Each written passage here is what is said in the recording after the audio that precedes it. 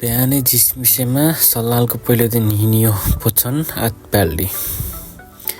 त्यसपछि बिचमा युरोमा सानसानो क्लिप्सहरू बनाउँदै कोरियन भाषा बोल्दै हिँड्दैछु र बिचमा फेरि हामी फोचनमा पुग्यौँ। लगभग 1.5 घन्टाको हिँडाइपछि त्यहाँ पनि यसो कुरा गर्दै रमाउँदै जाँदैछौँ हामी। व्यायाम गर्ने मान्छे टन्नै थियो र एउटा चस्स फोटो नि खिचिहालेँ बिचमा पुग्ने बित्तिकै। र हिँड्दा 2.5 घन्टापछि बल्ल फोसन आतप्याल्डीको अगाडि पुग्यो र त्यहाँ पुग्ने बित्तिकै सानो एउटा प्रोग्राम जस्तो रहेछ, हेरेर जानुस् न भन्न थाल्यो। तर मजाले बुझिएन, कोरियन संस्कृति केही परम्परा होला त हामी जस्तो गर्दै थियो र एकछिन हेरियो त्यहाँ।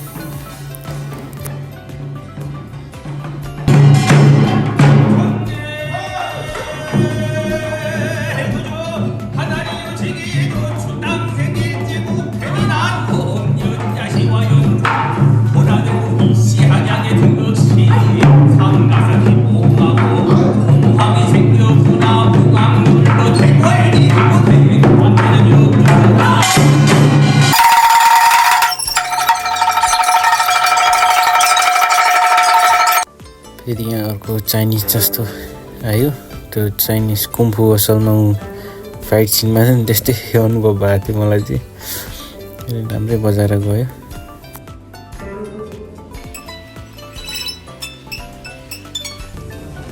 फाइनल्ली हामीलाई लिनलाई मोनोरेल आयो। हिँड्दै जाँदा नि हुन्छ, तर यो यहाँ आउने जाने गऱ्यो भने चाहिँ ओछ्याउन लाग्छ 5,000 वन्। चौडीमा हामी रेलमाथि 2 जना थियौँ बेलामा घुम्नु गएको।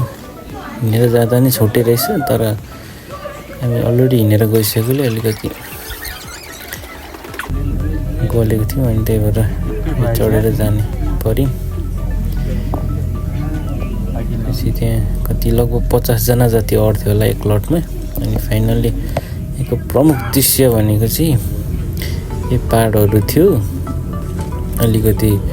अनि यहाँको मेन भनेको चाहिँ यो डेस्टिनेसन, त्यहाँ ड्रामाहरू सुट हुने पनि थियो। कुकिङ ड्रामा छ, यो भन्छु तपाईँहरूलाई।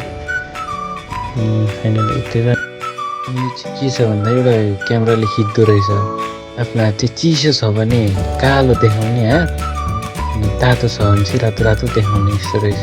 राम्रो खालको रहेछ। खिचेर भोक लागेको रहेछ खाइ।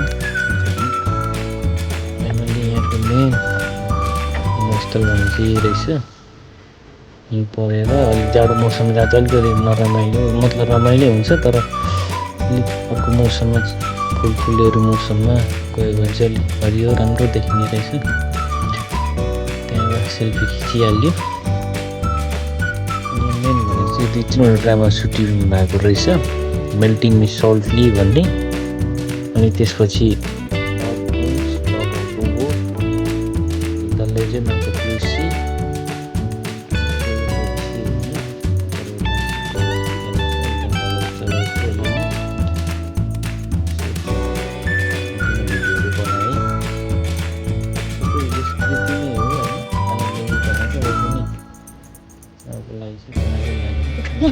एउटा अचम्म देखियो है। अनि एउटा गीत गाइदियो है रेमको गीत, त्यहाँ स्टेज जस्तो थियो।